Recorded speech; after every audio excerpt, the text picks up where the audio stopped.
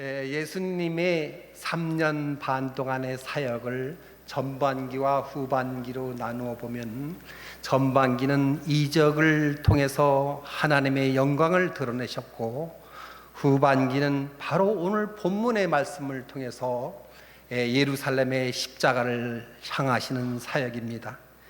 예수님은 갈릴리 북쪽 지역에서의 사역을 마치고 죽음과 부활을 담대히 받아들이면서 예루살렘을 향하십니다.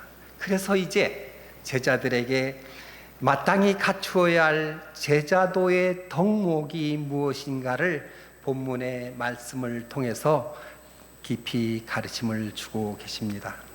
당시 이스라엘에는 가이사라라는 명칭의 도시가 두 군데 있었습니다. 선지자 요나가 아수르 니느웨로 가서 사람들을 회심시키라는 하나님의 영을 거역하고 스페인 다시스로 도망가려고 배를 탔던 곳이 요빠죠. 지금은 텔아비브라고 합니다만 이스라엘의 경제 도시, 외교의 도시죠.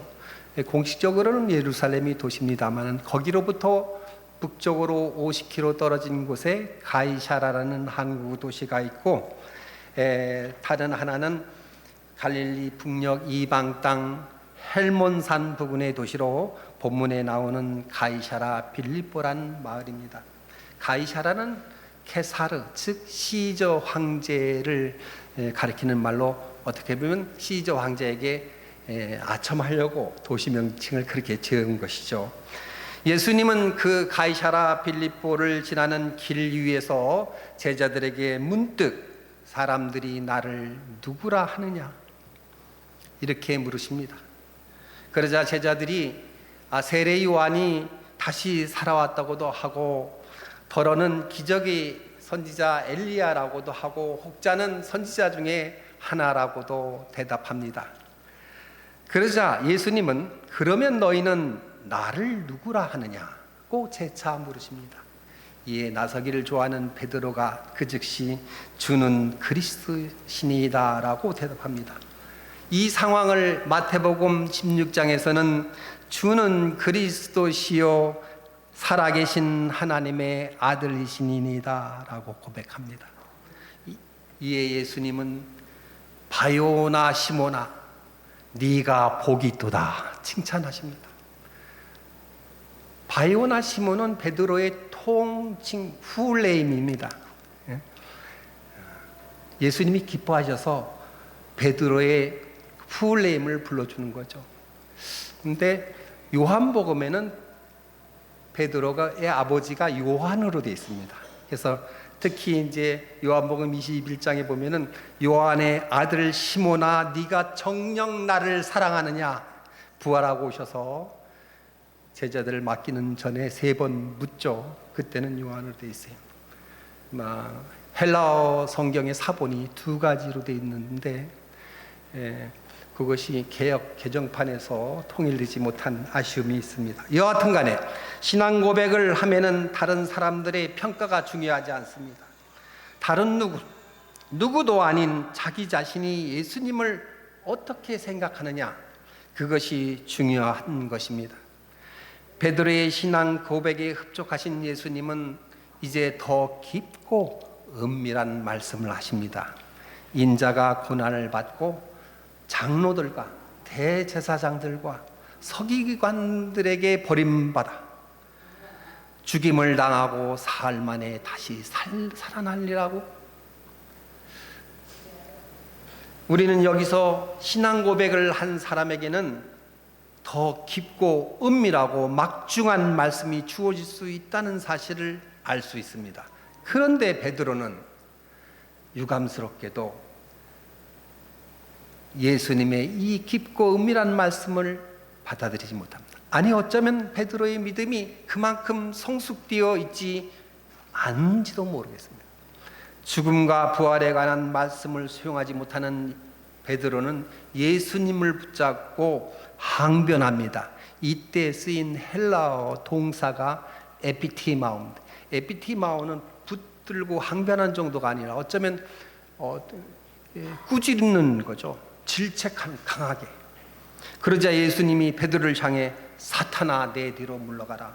네가 하나님의 일을 생각지 아니하고 어찌 사람의 일을 생각하느냐. 이렇게. 역시 이때 예수님이 사용한 말씀의 동사 헬러어도 에피티마오입니다. 어리석은 베드로를 향해 지금 예수님은 강하게 질책하고 계신 겁니다.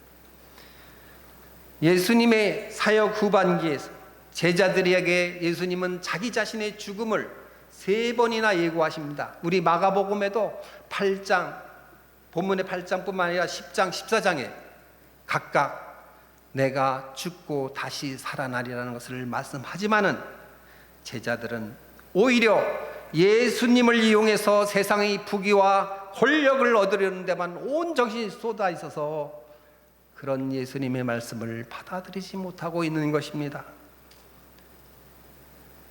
그러기에 예수님께서는 단호하게 사탄아 내 뒤로 물러가라고 베드로를 꾸짖은 겁니다.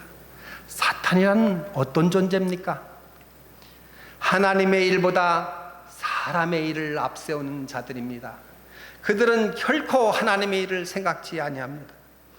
그러기에 예수님은 본문 36절 37절에서 제자들에게 엄중하게 경고하고 계십니다. 사람이 사탄이 하는 일을 쫓아 온 천하를 얻게 되더라도 자기 목숨을 잃게 되면 그 무엇이 유익하겠느냐고 말입니다.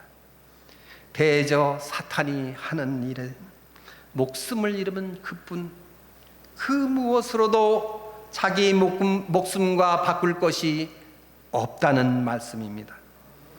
그리하여 예수님은 무리와 제자들에게 불러 이렇게 말씀하십니다. 누구든지 나를 따라오려거든 자기를 부인하고 자기 십자가를 지고 나를 따를 것이다. 예수님이 제자가 되고자 하는 사람은 첫째로 자기를 부인해야 되고 둘째로 자기 십자가를 져야 합니다.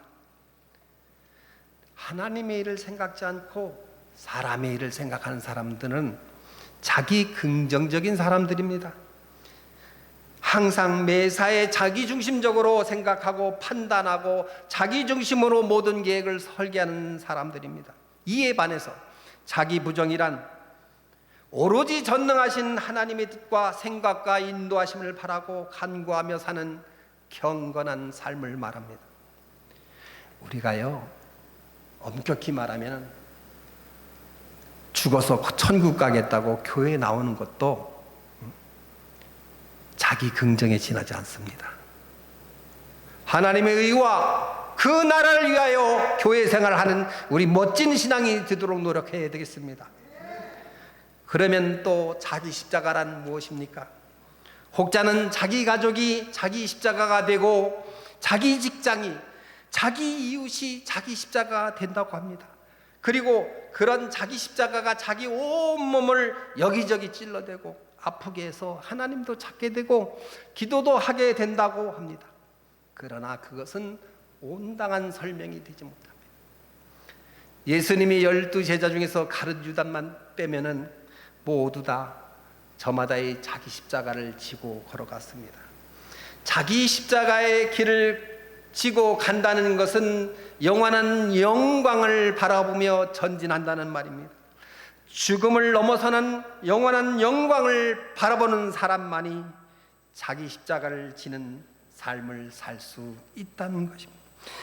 십자가를 지고 어두운 밤의 터널을 지나면 마침내 영광스러운 부활의 새벽을 맞이하게 된다는 사실을 예수님을 믿고 따르고 제자가 그리하여 되고자 하는 사람이라면 반드시 깨달아야 할 것입니다. 이제까지 마가복음 8장에서 말씀하는 예수님의 제자도에 관한 설명을 들었습니다. 첫째는 주는 그리스도시요 살아계신 하나님의 아들이시니다라는 신앙 고백이 필요합니다. 둘째는 그러한 신앙 고백을 통해서 더 크고 깊고 은밀한 말씀 앞에 순종하며 믿음을 받아들이는 자세가 필요합니다.